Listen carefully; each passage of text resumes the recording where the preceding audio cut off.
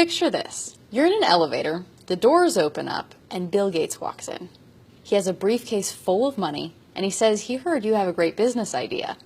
You're on the 18th floor, and before you reach the bottom, you need to convince him to invest in your company.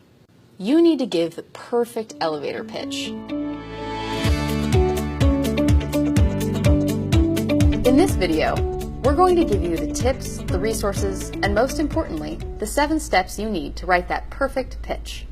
What is an elevator pitch exactly? First of all, not every elevator pitch is going to be given in an elevator. It's just a common phrase people use to describe the moment where you need to quickly explain your business to an interested investor or potential client. At Bplans, we even have a free pitch deck template that lets you write your pitch in a presentation format. So whether it's written down on one page or delivered in person, the perfect elevator pitch can be broken down into these 7 essential parts. First, you need to cover the problem. Are bicycle sales skyrocketing, but so are bicycle thefts? Then you might have found a problem worth fixing.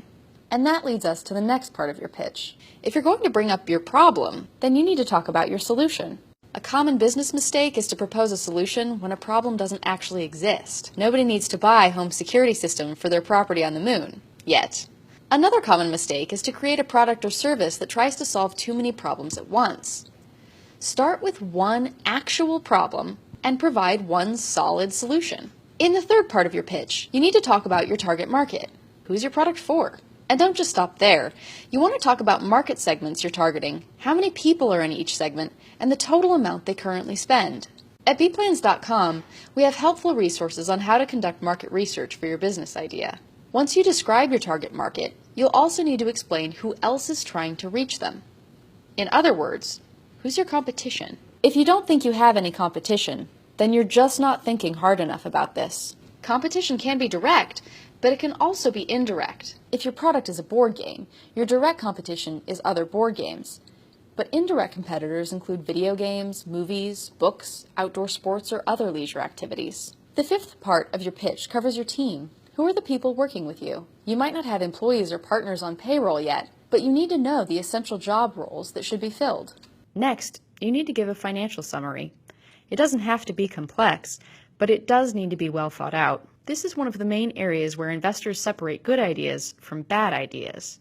Bad ideas are revealed by unrealistic financial expectations, inaccurate calculations, or a complete lack of business knowledge. It will be hard to convince Bill Gates to invest in you if he has no idea how much money you want from him or how much he can expect to earn back on his investment. The 7th and final part of your pitch is a list of your milestones. What goals do you plan to achieve, and when do you plan to achieve them? Have you already reached some milestones? If so, bring those up. If you want to open a restaurant, investors will want to know if you've already signed the lease on your location and when you plan to open your doors. Even with these 7 parts, a perfect elevator pitch still has to be clear, concise, and compelling.